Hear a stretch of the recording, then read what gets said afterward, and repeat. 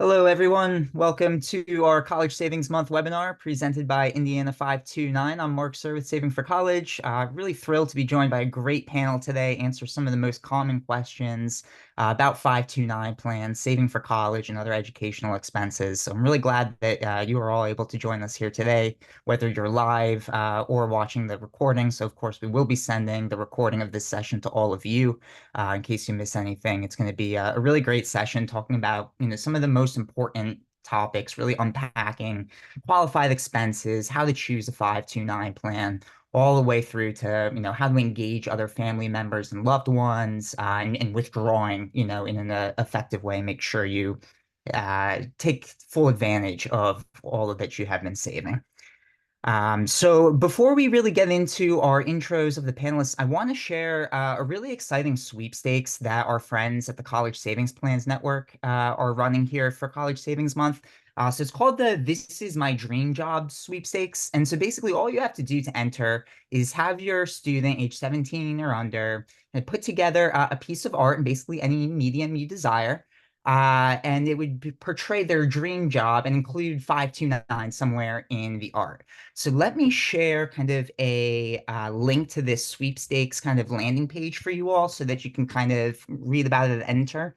I will note we're going to send you guys like kind of a dedicated email about this on Friday so that you have all of the information and that you kind of have that as a reminder. But it's a great opportunity because they're giving away $529 contributions to 9 winners. And the great part is it is actually random, so don't worry if you don't really have the great artist in your family. It's a random selection, so don't worry about something like that. So that should be in the chat now for you all right now. Let me know if any issues there, and we're also going to be sending it in our follow-up emails. But just a great opportunity here for College Savings Month to kind of get started or add, $529 to what you've already saved. I think that's an exciting opportunity, and thanks, Marissa, for kind of bringing this to our attention.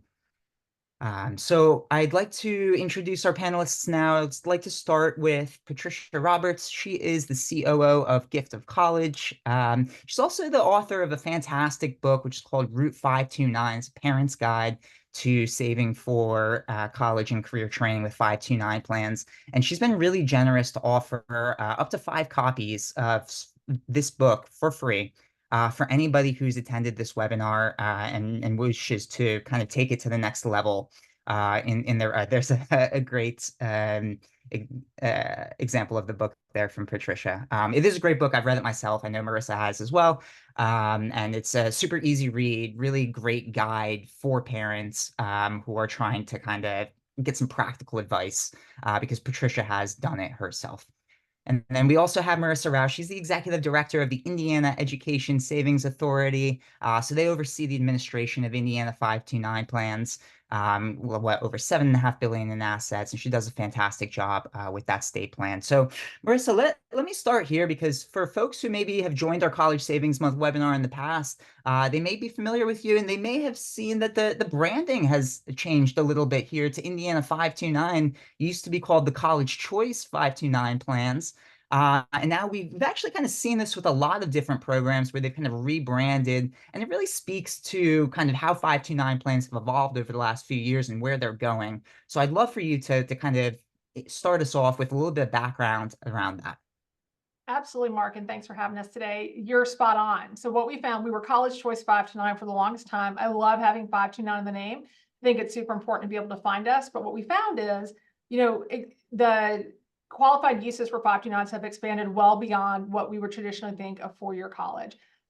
We've got tech, we've got trade, we have registered apprenticeships, lots of education paths. And I think what we're finding now just nationally is everyone's on a different path. Every student, you could have, 2 kids in your family. One wants to get a PhD and one is ready to go into a trade and make comparable dollars and have a great quality of life. So what I wanted to do in Indiana is just remove some barriers to that. So it's all inclusive, not just college.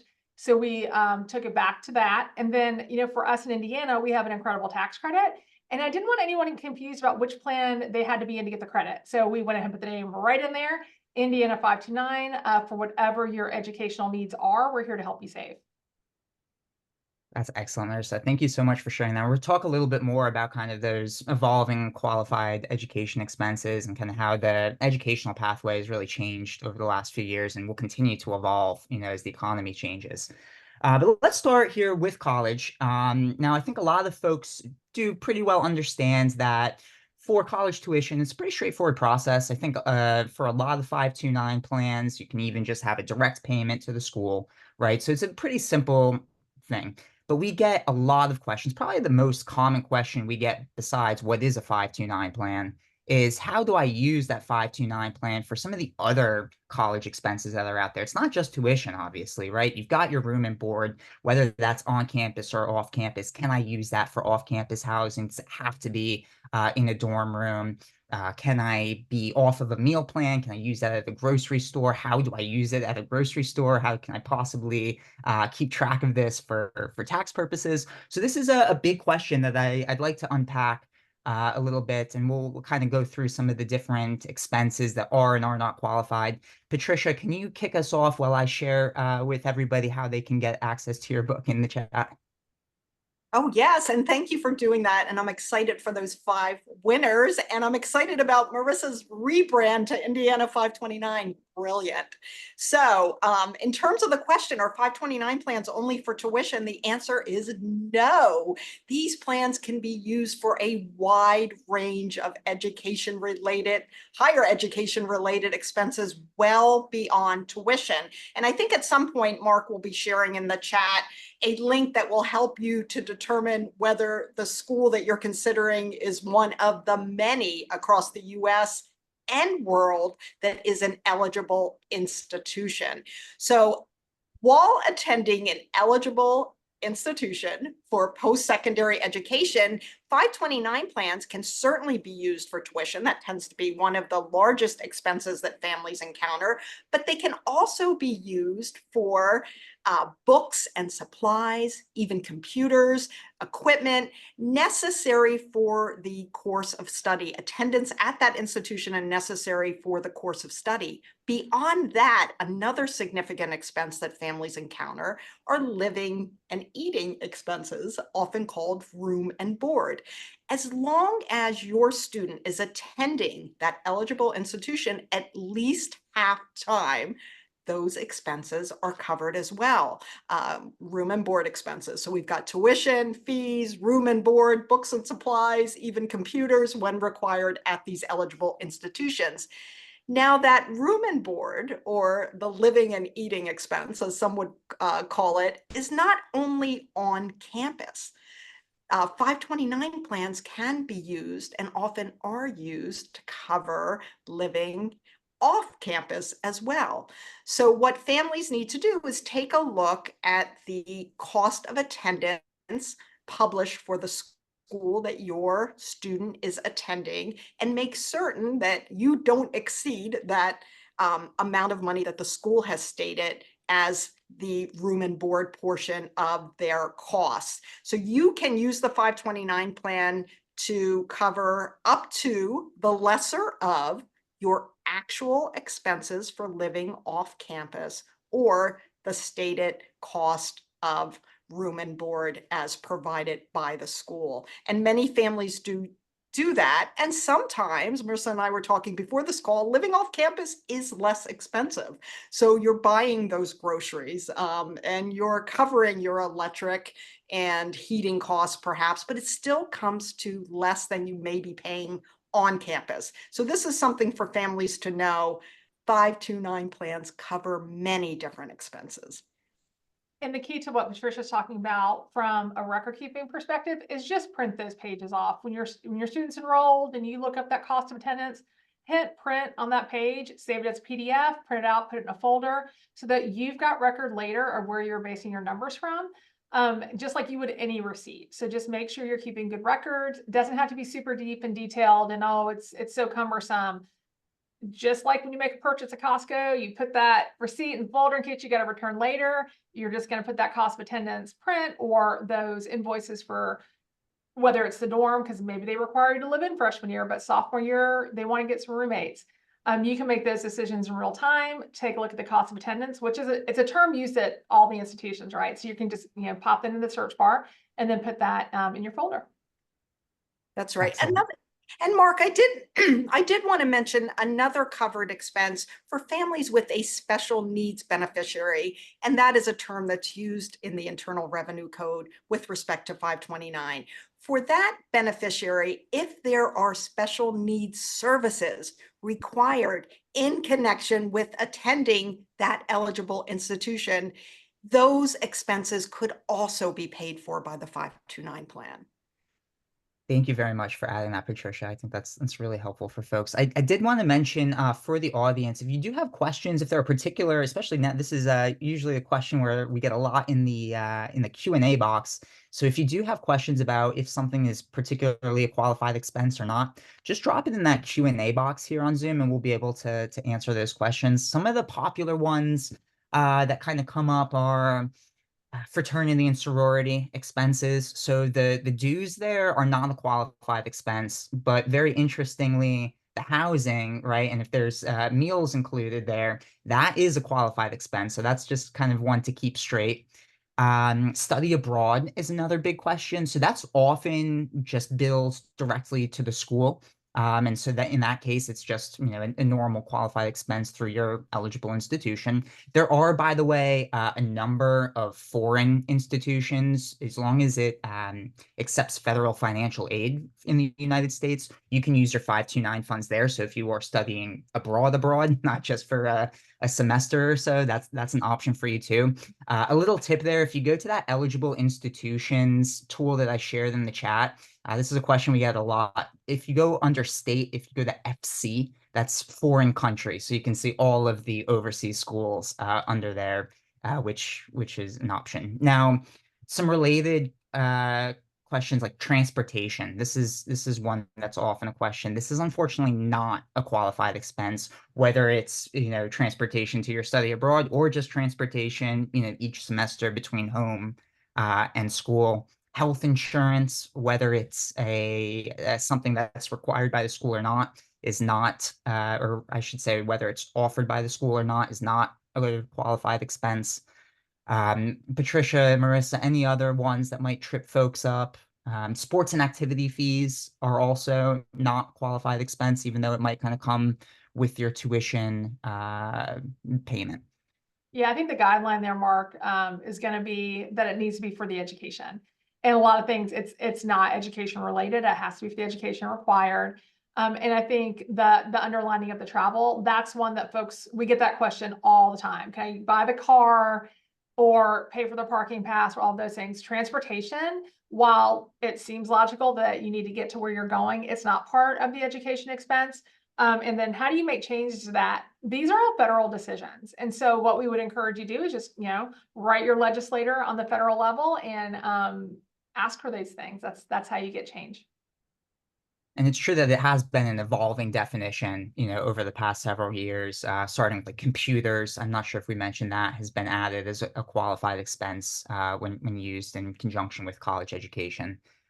So it is an evolving definition of qualified expenses. And I think there are even, some pieces of legislation under consideration, in the nearer terms. So yeah, thank you for that. There is one fairly specific question here, Patricia. I'm not sure if you have the answer to it. It's around special needs beneficiaries. Will the 529 balance be used for special needs determination for SSI? I am not certain of the answer to that question. Thank you. It's all right.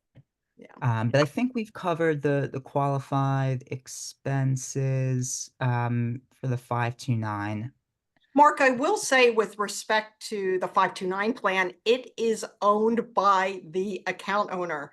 So unlike other forms of saving and investing for future students or for minors, such as UGMA and UPMA accounts, perhaps trust accounts, those accounts the young person gains access to upon reaching the age of majority or upon becoming an adult. That is not the case with the 529 plan. So that's important to note with respect to the question that was just posed. It's not the student's money, not at this point. The other recommendation I would have, in addition to checking with an expert on that subject, is look into the ABLE plans, the Achieving a Better Life Experience plans that have come into existence, I want to say almost 10 years ago, under Section 529A of the Internal Revenue Code. We know for certain balances in those accounts are excluded from certain federal means-tested benefits. So take a look at the ABLE plan while you're looking into your question about the special needs beneficiary. Thanks for adding that, Patricia. And I appreciate the point also on the control of the 529 plans, right? It's something that we describe as one of the key advantages of the 529 plan compared to some of the other, savings instruments that you described. So I think that covers the college pathway fairly well at this point. But Marissa, you were talking about all of the other different educational pathways, and it also kind of speaks to that evolving definition of qualified expenses, right? We've had registered apprenticeships added fairly recently. So can you maybe describe what you're seeing in Indiana and what folks can kind of think about in terms of using the 529 plan for these kinds of other pathways? No, absolutely. And I love that when you earlier were talking about like the expansion, right? So back to our rebrand, why did we even change our name? Because there's lots of things out there. Registered apprenticeships are huge. That just came in a couple of years ago. And I think the key for me with registered apprenticeships, because there's lots of things happening in, I don't want to necessarily call it the alternative education space, because this is originally what folks did, right? Is we apprenticed and then we learned, and in college was kind of for the elite few. And I think now it's kind of yes, and you can do all of those things. But registered apprenticeships, what's really cool about those is those apprenticeships are registered with the U.S. Department of Labor. So the U.S. Department of Labor, that's who okays these programs. And the beautiful part of that is they're recognized nationally. So if you participate in that in your home state, and I know we've got folks in the chat from California or Illinois or Nebraska, like those are recognized nationally. So it's really kind of cool. So that's the litmus test for apprenticeships, is it does need to be registered with the U.S. Department of Labor. And again, I think this has kind of always been allowed, but we'll talk less about, because we've been so focused on college, is tech and trade. So tech and trade programs, I know a lot of those are through the community college systems, which are huge throughout the country. Great way. You're even now seeing dual enrollment with high schools and a lot of community colleges, where you can get some of those credits and some of those things done while you're still in high school. So maybe you graduate high school with an associate's degree, right? Because it's dual enrollment. Again, the litmus test is the thing that we've talked about throughout this time we've been together so far, is that the school has to be take federal financial aid, accredited. There's I think Mark, you dropped the link in to find the code for the school. As long as the institution takes federal financial aid, you can use your $5 to $9 there. And that's tremendous, because maybe you don't need an actual full degree or an associate's, but you can also get a credential. And so making sure that you're using it at a qualified institution is the key here. And we know that a lot of times 17, 18-year-olds, they don't know what they want to do. So let's get them in the door. Let's give them some options. Let's try to find cost-effective ways to do it. And I think that right now is a great time to be alive for options and other pathways, and not just it's this or not, but also at the same time, then we face this analysis paralysis. There's so many choices. What should I do? And again, in the 529 space, we're specifically looking at higher ed that's going to be recognized nationally. It's going to be tech, trade, registered apprenticeships, traditional college, graduate school, medical school, all those sorts of things are going to fall into things you can use your 529 for. And then, really what that is the removing of barriers. If you're on this call now and maybe you're a new grandparent or a new parent and you're thinking about it, our goal is just to get you thinking ahead. I'm not here to push Indiana's plan. I'm not here to say you have to do this thing this way, but we know there's a big expense coming.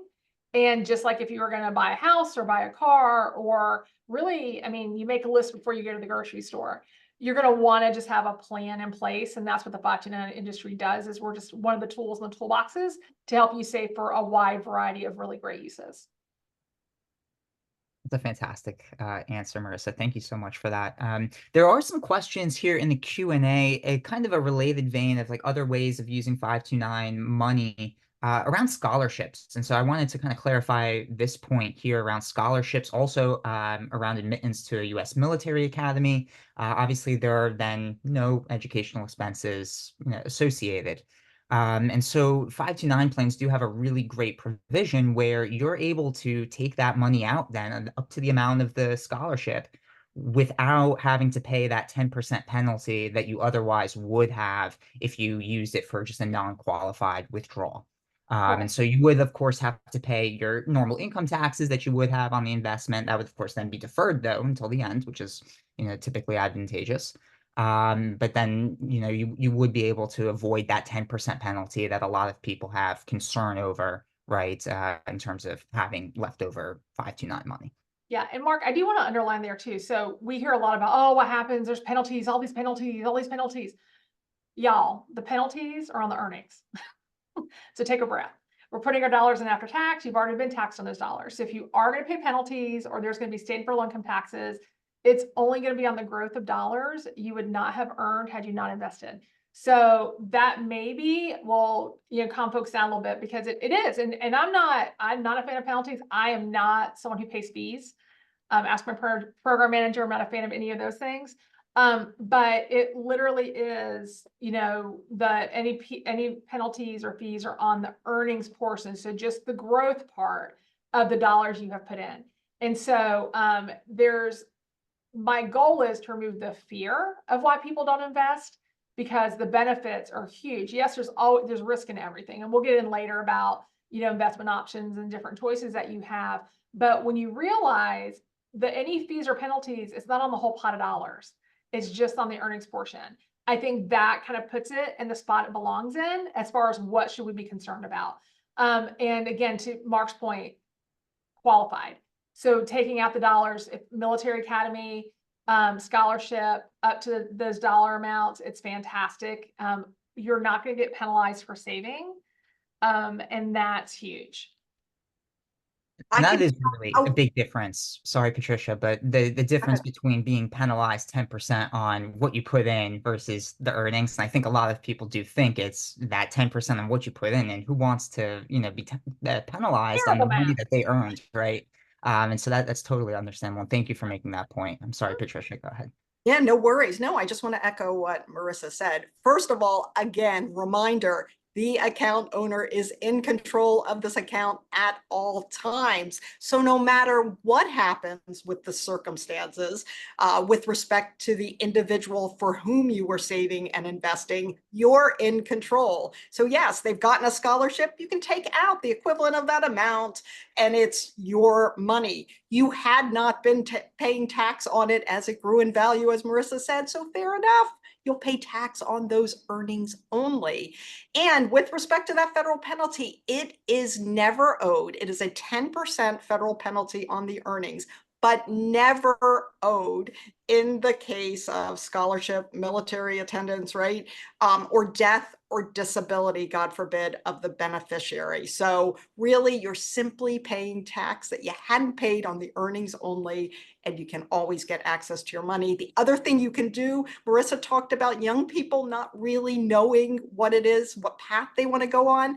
That's fine. Some of us who are much older don't always know what path we want to be on, and sometimes we switch later in life. But what's great about 529 plans is there's not a time limit for holding those funds. So as your young person is figuring themselves out and thinking about alternative paths, the money can stay invested and is there for them when they are ready. And should they ever decide that they're not going to pursue any form of higher education, which I happen to think is highly unlikely, you can always change the beneficiary. You, as the account owner, completely in control of this account, can change the beneficiary to a member of the family of that original beneficiary. If you happen to be the beneficiary's parent, many parents open these accounts. You don't need to be a parent. Grandparents do it, aunts, uncles, unrelated people. But if you happen to be related to that beneficiary who doesn't need the funds, you can even use it for yourself, right?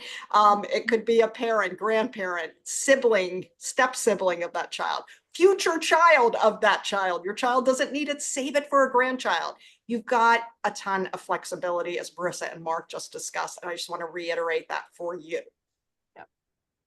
Thank you both so much. I think this was an excellent answer. It's all about control, flexibility, and of course, tax benefits, right? And so those kind of come on two levels: the state tax benefits that are available for a lot of folks, as well as the federal tax benefits that would be available for everybody. Now, Indiana, of course, has one of the best tax credits available to its residents. So, Marissa, can you kind of describe how that works? And then we can kind of discuss some of the other, available opportunities. I will. And so I'm going to go in, and I know a lot of folks say this isn't, again, meant just for Hoosiers, but I want to get specifics that the questions to ask in your state, because this is one of the reasons folks will choose the plan that they're in. So in Indiana, and ours is just as insane. So if you live somewhere else, may make you a little sad, but Indiana offers a 20% state tax credit worth up to $1,500 per year for money that you put in, and you don't have to own it to claim it. So what that means is parents and grandparents can both be helping that child save, and then they get a tax credit on their state taxes. And a credit is dollar for dollar. It's not a deduction. So it's huge. In Indiana, we are in the top 10 for lowest student loan debt.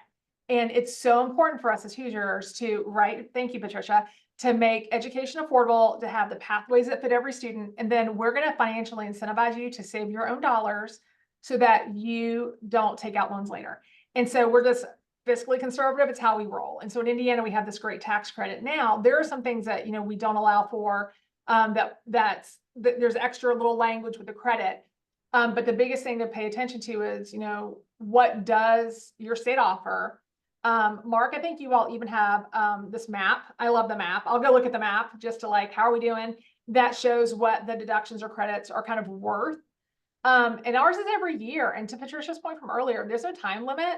So you can start saving now. If you think you're going to go, if you are a mid-career adult and you're kicking around an MBA, you're kicking around retooling what you're doing, great option for you. Or you may know somebody who's not on this call and you're like, I need to tell fill in the blank about the ways to use the 529, because we tend to think about young children, and it's not. The goal is to get everybody to the best quality of life possible. And if for you, that's through education, and that's going to get you to a higher paying job, whatever that job is. Again, we're not here to say this is what you need to be doing, but if education and career training at eligible institutions through eligible programs get you to where your financial goals are and your health goals are, and all of those things through education and career, we're a great tool for that. So take a look at your individual state, and that's just one piece of the pie. Is if your state has a credit deduction, there's a handful that have a credit, and then a ton have deductions. So definitely take a look at that, and then pay close attention and be smart about if it's only the account owner who can claim it. Because I have some friends in states where only the account owner can claim it. Well, then in those states, they really encourage multiple family members to have accounts for that child or that individual that we're saving for.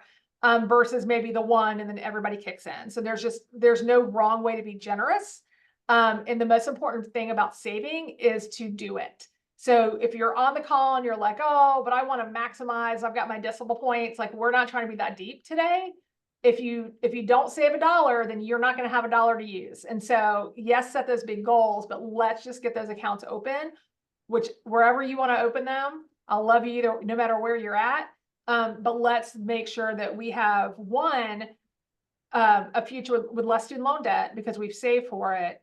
But also just opportunities because you're talking to the family member or the friend or whomever you're saving for that we have this account, these are the plans. Anytime you make a plan and you set some goals, you're just much more likely to achieve them. So let's get to that education that you need for the quality of life you aspire to, tech, trade, registered apprenticeship for your college and beyond. And get those incomes where you want them to be, and just those big goals, right? So let's look at the whole self, and education is just part of that. Thank you, Marissa.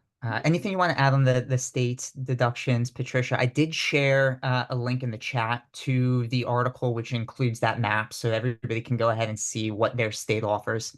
But Patricia, anything you wanted to note on the state side before we talk about the federal benefit?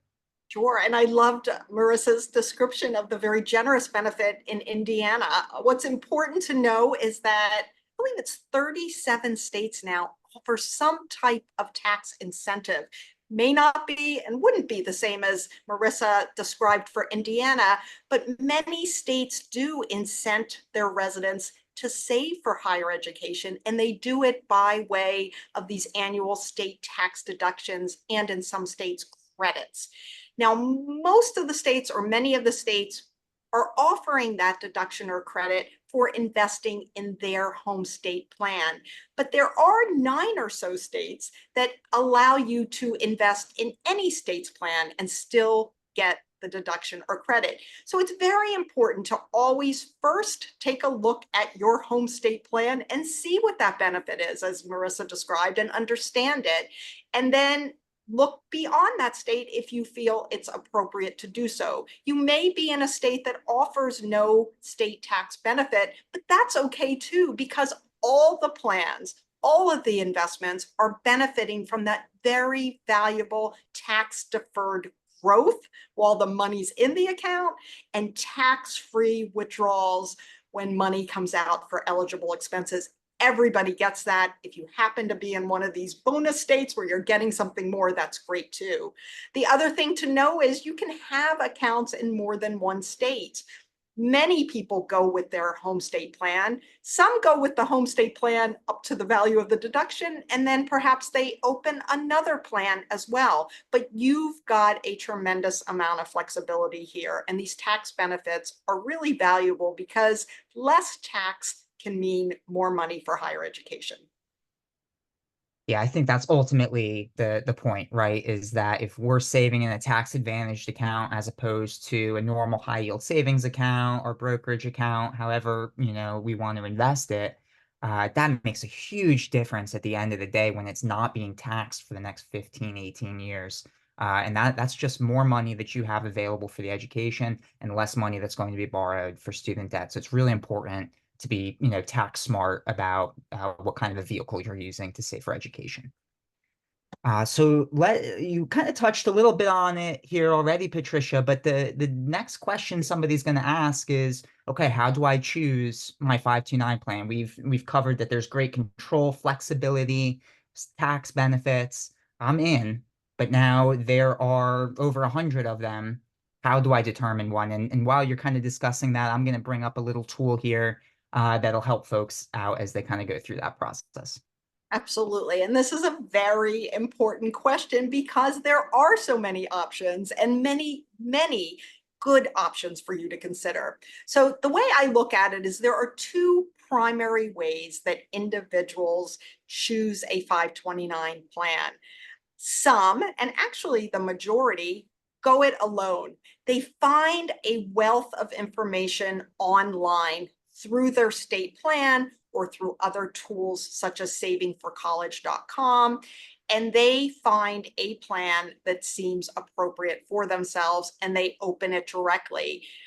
This can take 15 minutes or so. Many can get started with $25 or even less, but we've got a lot of people going direct to the 529 plan or to the investment management firm that state 529 plan has engaged for the investment and perhaps distribution side of the program. So go it alone is one approach. The second approach is those who happen to have a financial professional in their life already, or those who feel it's the right time to get a financial professional in their life. Those individuals can confer with that financial professional. Why not? If that person is advising you on your total financial picture, other aspects of your financial life, it would make perfect sense to inquire about this very important aspect. After all, I think second only to home purchase, higher education is one of the largest investments a family or an individual will ever make. So if you've got a financial professional, you don't necessarily need one, but if you've got one, it is prudent to talk to them about the fact that you're considering a 529 plan and get their impression about what might be the best route for you. So those are the two approaches. No right, no wrong, just two different ways to go about getting an account open for yourself. Thank you so much, Patricia. So let's workshop this for the folks a little bit. I've got our savingforcollege.com comparison tool here. So this has data on all of these different, data points about 529 plans for all of the 529 plans out there.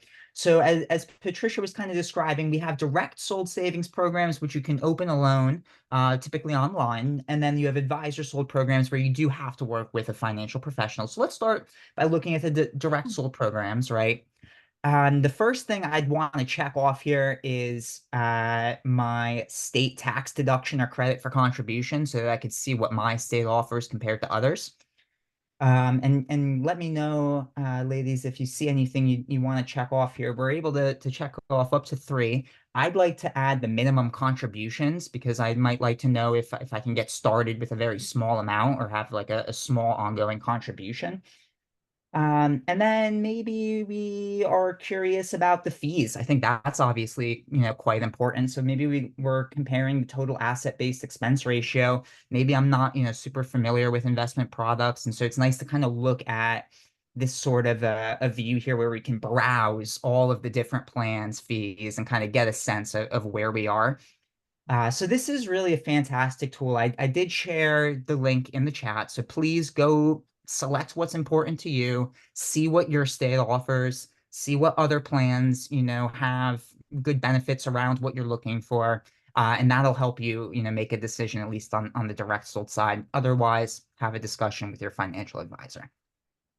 Yeah, I think the thing to know here is, and we are an industry of friends, right? Like we all share ideas and we have conferences, and even the contest that we announced at the beginning it's our industry trade kind of contest that we're running, is that we work really hard, all of us, to have a direct sold plan that's accessible, low fee, comparable to, again, it depends on what you're comparing to. If you didn't save, you take out student loans, well, anything's going to be great, right? And so we work really hard to make sure it's we are all competitive fee wise, but also that it's not overwhelming. And if you're somebody who you just investments always your temperature rises, your face flushes, this is going to be just a bit of a challenge. But know that we're on your side, and that we have tried to build these plans so that there's not so many options that you log in, you're like, I don't even know where to start. To Patricia's point, like there's going to be, if you're okay doing it by yourself, or if you need a financial professional, both ways, they're both okay. They're both correct.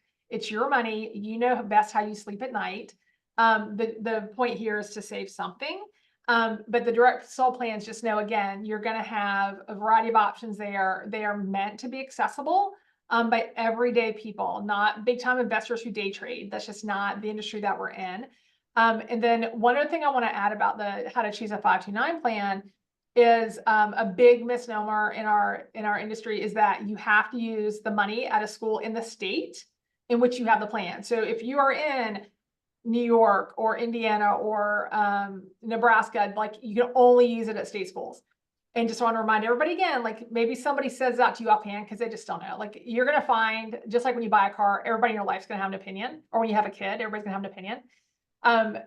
And get those opinions, like they're helpful, but it's not true. Any school that takes federal financial aid anywhere, US or abroad. So again, those are federal kind of rules. And so you're going to be able to use your state's plan at any of these other schools. It's going to be fine for higher ed. So don't panic. And know, again, when you go in confident, they made this so it would be okay for me to use. And just go in knowing that you're the reason that we have these things out there. And then you can always ask questions if you have them. Unfortunately, plans can't give financial advice, tax advice, or legal advice. And so that's why it's called direct. You kind of have to figure those things out on your own. But again, just know that they are meant to be easy to use. Thank you very much, Marissa. So yeah, that's a huge question, right? Any state that you live in, it doesn't matter. You can go ahead and open any state's plan wherever they want to go to school. No restrictions around residency. I will say there are certain plans which do have residency restrictions. They're only open to their state, but otherwise, you don't have to worry about that. And that is a big concern that I've definitely seen some questions already in the Q&A here. Yeah. So let's talk investment options a little bit. You were kind of alluding to trying to keep it, relatively simple. Can you maybe start by describing, the Indiana investment lineup? Or actually, I'll kind of start at a really high level, right? Where you can choose either an age-based or enrollment date-based portfolio. That's going to be really similar to like what you might be familiar with your retirement plan. There's a target date fund, so that's going to have a mix of stocks, bonds, and potentially, other instruments that will change over time. So that as you get closer to the school, you'll move to more conservative investments. So that's kind of the set it and forget it way of approaching it. And then there's typically always a menu of investment options, individual options, right? Whether it be, a S&P 500 fund, particular, bond funds, whatever. You've got all kinds of different products now in the menus, where you can actually kind of get a little bit more specific about how you want to invest the money amongst the mutual funds that are offered. There's never an option for single stock trading. Like Marissa mentioned, it's not a day trading situation. Not typically gold holdings or anything like that. But just kind of pretty, simple mutual funds offered by the major investment managers that you would be familiar with. And that same kind of things that might be in, a retirement portfolio. So Marissa, like for Indiana, maybe you can kind of describe what you're seeing or so. Yeah. Well, no, we'll keep it broad because I think Patricia hit the nail on the head earlier where she's like, you're either going to use somebody to help you do it or you're going to do it yourself. Same thing. We're working a logic problem here, right? So if you're like, nope, I got to work with somebody, talk to that person, get your money's worth, get the information. Same thing in the 529 plans. You're generally going to have what Mark called age-based. Some call them year of enrollment. Some call them target date. Those are literally constructed that you set it and they become more conservative. So you pick the year that the student will be enrolling wherever they are going. So whether it's tech, trade, 4 years, so depending on how old the kid is now, you think 2042 is when they're going to start, you would pick 2442 portfolio. The reason that sounds familiar to you is it's just like target date for retirement. So the idea was, we need something that's good for all time zones, all seasons, something that works for me. And you can go in to any 529 plan, pull up kind of what they're going to have in those. There's going to be a prospectus and it's going to be for each of the offerings. And if you want to get into the weeds, that's why it's all out there. And we're kind of held to the flame with that, like the amount of things that we need to disclose to make sure you have all the information you want. Some people are like, oh, can't you just say less? But we have to give it all out there because whether you want it or not, you need it. So all the fine print, and you can look in there and you can see if you want the underlying funds, you can see the returns, you can see the cost, the fees. That's all going to be out there as deep as you want to go. You can just keep on clicking and get to all those underlying details. But generally what you're going to do is you're going to go in, just like hearing Patricia say, if you've got someone you want to work with or you want to do it yourself, once you figured that out, then you head to the website and you're like, okay, I know I want to do it myself. Do I want to have to change it multiple times while they're in it? Or do I want to set it and know that it's going to get progressively conservative so I don't have to panic as much, right? The unique thing about 529 plans is you can only change the investments twice a year. A lot of people don't change them if they pick a year of enrollment or target date. It's not forgetting it, but that's your plan, right? Your plan is to put it in the thing that's going to be ready when it's time for school to start, whatever that school is. But there's some people who are like, oh, I don't know, I got this baby. Or if you're not saving with your own children, maybe you're a grandparent or an aunt and uncle and want to try to get some of that free tax-free growth, right? We want to play the market and equities, and you pick a couple of individual portfolios. So you're either going to go with the kind of designed and managed for you or the do it myself, where you make your own portfolio and you just pick, you gotta get to 100% at the bottom, like that's as restricted as it is, but there's not 9,000 choices. This is not setting up an IRA or, your brokerage account. You're gonna go in, there's gonna be a menu you can pick from. Either we've designed it for you, you pick that, or you build your own. And that if you want it changed, you have to go in and change it. So if you're not somebody who wants to go in and change it later, then this is an option for you. Again, not tax, financial, or legal advice. But those are the two pathways. So either a big thing already kind of designed for me and it just does its thing, or I want to pick my own. But when you pick your own, just know you can only change twice a year. And so that's a big stickler. That's not some plan decided that's federal again, to keep this as simple, as uncomplicated as possible. So we find, and at least in Indiana, that the bulk of direct sold products are in, I think even nationally, Mark, are in a year of enrollment target date situation. And then fewer, though that number's growing in direct sold because folks, they want to be able to be a little bit maybe riskier earlier and then more conservative later, are in those individual portfolios. So at the end of the day, again, it's your money. You need to be comfortable where it is, but the key is to get in there and get saving. Excellent. That's a great breakdown. And as I understand it, this is, typically in the 529 plan enrollment process, the number one spot where people get tripped up. So I'm hopeful that the audience here is feeling a little bit more confident around choosing their investment option. Really quickly, just want to kind of touch on the other restrictions like the minimum and maximum contribution limits. I kind of shared the minimum contribution limits in our comparison tool. Really low. Some of them are like as low as $5. Some of them don't even have a minimum, I think. Every plan does have an aggregate contribution maximum that is typically in like the $400,000-$500,000 range.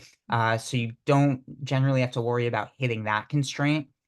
There is not a yearly contribution maximum, although there is a gift tax implication. So if you exceed the gift tax exclusion in any year, this year it's 18,000, that would then count toward your lifetime gift tax exemption. And eventually, you would have to pay gift tax on gifts in excess of your lifetime exemption. So just a couple of little points there around kind of the min and max contributions. Yeah, so we call that sorry, Mark, we call that the problems we would all love to have, right? Is if you're going to exceed 18,000 and that's per spouse. So if it could be 36,000 a year. And Patricia, I think you and I had discussed maybe, so there's even an idea of the super funding of accounts where you can, at 18,000 a person, 5 years worth at once. Do you have any information on that you might share? Sure. And while many are not able to utilize this provision, it is important for those who may be able to know about it. So under Section 529, there is an accelerated gifting provision that allows individuals to contribute up to 5 times that annual gifting amount, that $18,000 currently, in any one year, and then to prorate it over the coming years, over 5 years. So if you were an individual, you could contribute up to $90,000 in any one year. That's 18,000 times 5. Or if you were a married couple filing jointly, double that, right? 36,000 times 5, or 180,000. You could make that contribution and then prorate it over the coming years. There are some special conditions associated with this. I really encourage you to talk to a tax advisor if you're considering something along these lines. The program descriptions or program offering documents from the 529 plans describe it quite well. Also, but certainly if you're thinking of something a little more nuanced like this type of provision, certainly check it out as you would with any tax matter. But it's good to know that you can put a significant amount in these plans, and that dollar amount maximum contribution limit that Mark referenced is per beneficiary. And some of the 529 plans have them in the $400,000 to $500,000 range, even more than that. So there's the ability, if you have the resources, to put a significant amount in. But what I want to stress for those who are getting started or who have less ability to save, that any dollar you put in one of these plans is going to be that much less that a child you love is going to have to borrow and repay with interest. So give yourself grace if you haven't started yet, or you're somewhere feeling like you're behind in the process. just get started now, get the account opened, and encourage others to contribute as well. I know, Mark, we're going to talk about gifting, but the beautiful thing about 529 is you don't need to go it alone. Once your account's opened, you can invite a circle of support to contribute as well. And importantly, you can invite your employer as well. They are able to contribute to your 529 accounts, and many employers don't realize it. Many employees don't realize it either. So get started and start inviting others to join you on your savings journey. Whatever you can save is going to be worth it.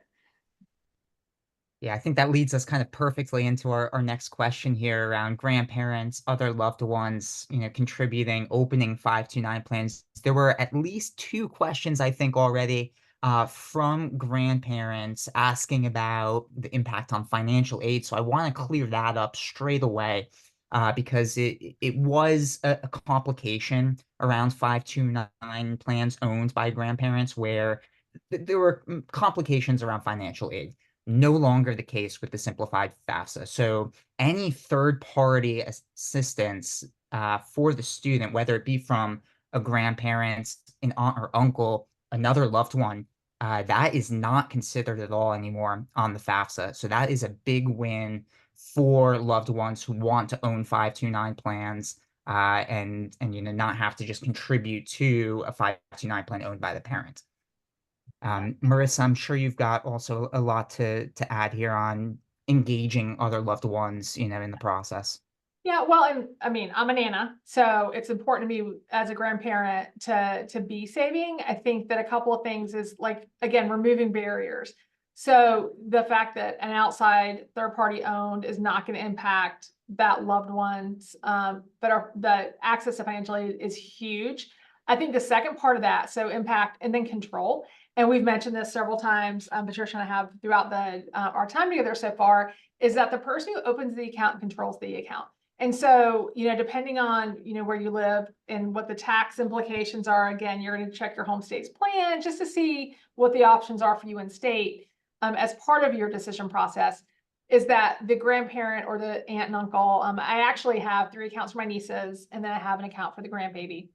And but those are mine. And so I know where that money is. I know how much is going in there. I know what my goals are, and I know I make the decisions with those funds. So if the kids or the parents of those the kids, my bennies are also saving, and Benny is short for beneficiary, are also saving, they would control those dollars, and I can also contribute to those accounts.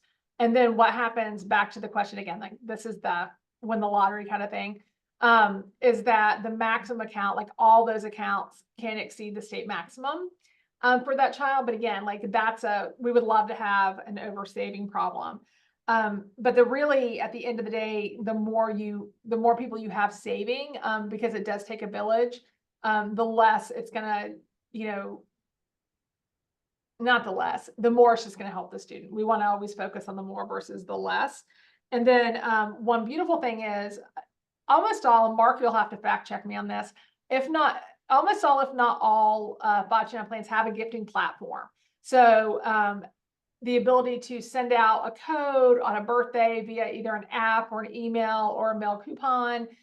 We also have our friends at Gift to College. Patricia's the CEO of Gift to College. They have a physical gift card. Something kind of cool for me is I'm a maximizer, so I like to get my gift cards online through Kroger and get my fuel points and all of those things. And we see those available at CVS. They're available at Kroger online. Lots of different options there, but you're going to have a gifting platform. Why that matters? When they turn 1, they need a smash cake and college savings. So let's get education savings to these families. When they're little, they're not going to miss the toys. When they're graduating from high school, again, another huge milestone, or going through any of the cultural milestones as the kids get older, a great thing to put on their registry or their gift or their ask is going to be gifting to their education savings plan. And so let's make that easier for folks so they can get those dollars in there. And again, in some states, depending on where you live, you can claim the credit or deduction based on those gifts, which makes your gifts go even further. And so that's just a huge way to make sure that grandparents, other loved ones are either contributing, opening their own accounts, and then gifting, because when you have those opportunities there, it's amazing what these little $10 and $15 can do. The other thing that's really cool about most of these programs is you can set up recurring. And so if, grandma wants to do $100 a month, or, $10 a month, or whatever the program minimums are, or maximums. I think the last data I saw, there's a platform called YouGift through a census, and it was, I think $600 was the average YouGift. Now that's average. So, you got somebody putting in their big gift and you've got the small ones. But the point is it's not zero. And so when you get those accounts opened and you let people gift, they will gift. And we just need to keep those opportunities open for our friends and family. Patricia, what am I forgetting? Yeah, no, you covered it. I think most of the plans enable account owners to invite others to contribute. You can ask for an invitation to contribute if you're a third party, or you can, as you said, buy a gift of college gift card. Don't spoil the surprise. Just buy a gift card, $25 to $200 online at giftofcollege.com or in store at retailers across the country, and give that. And then the recipient can redeem it into whatever plan they've established or soon will establish. I love the idea of gifting because it does take a village, and it opens those wonderful conversations about college once those gifts are given. Yeah. Excellent. Thank you.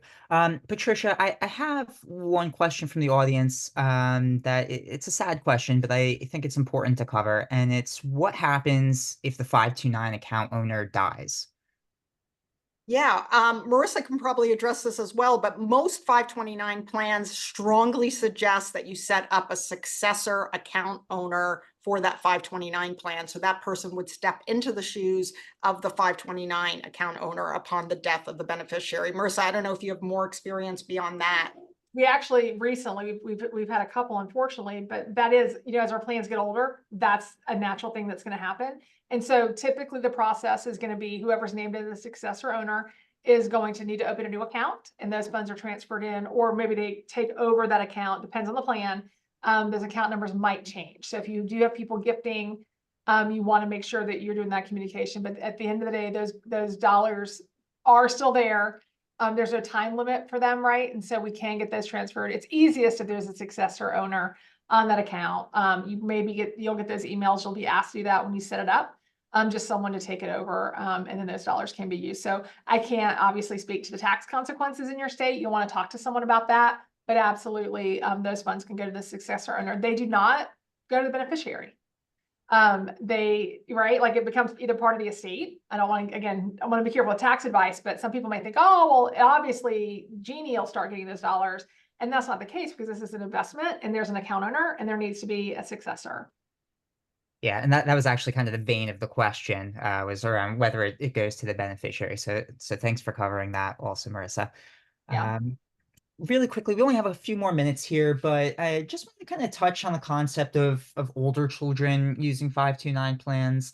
Obviously, you're not going to have the same amount of time for the investments to grow, but I just think if you have money set aside already, why not put that in a tax advantaged account, right? So that even for a year, 2 years, you don't have to you don't have to pay taxes on whatever it earns. And with interest rates relatively high, that could be a significant amount. And so I just think that that's a way of advantaging your beneficiary. There are conservative investment options, whether it be money market accounts.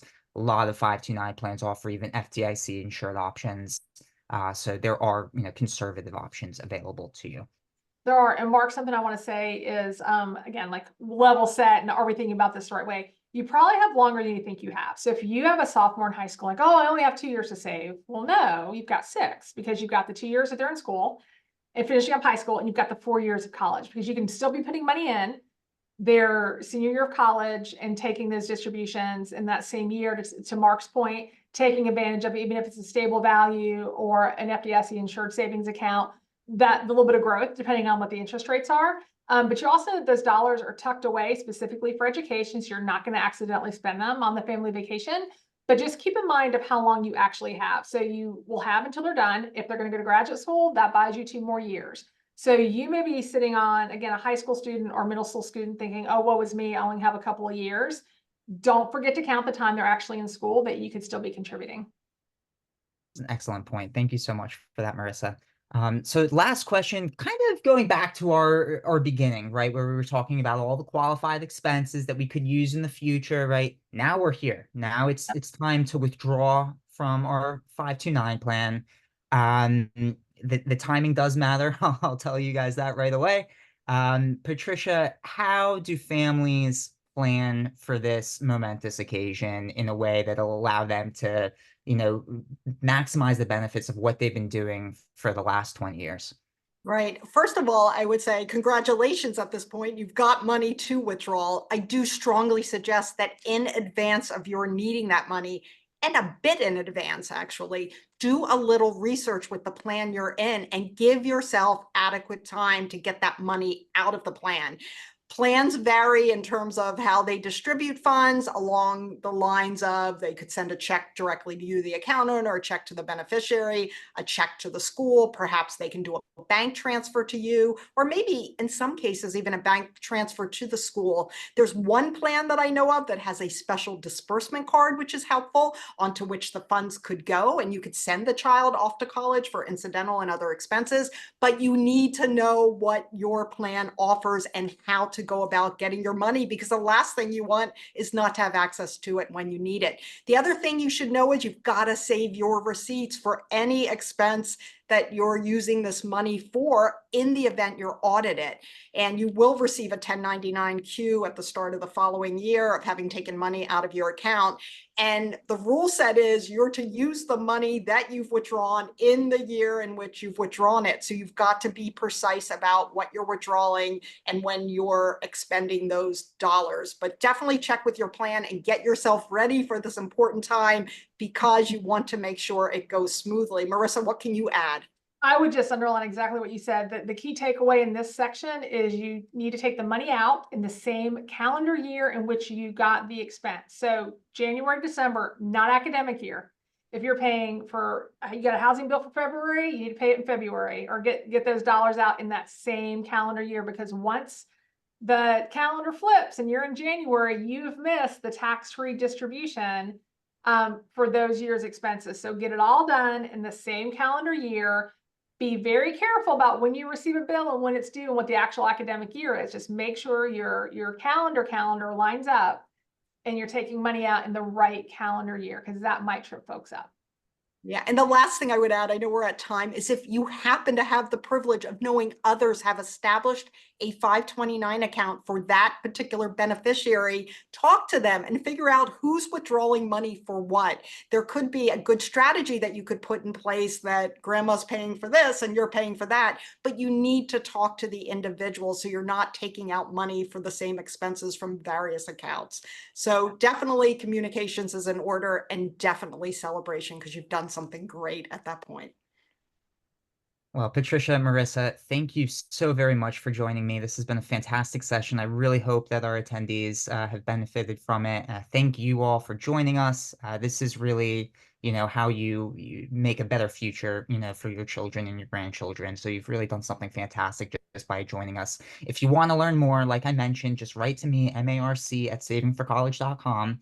And we're going to give away 5 copies of Patricia's fantastic book for those of you who want to read more.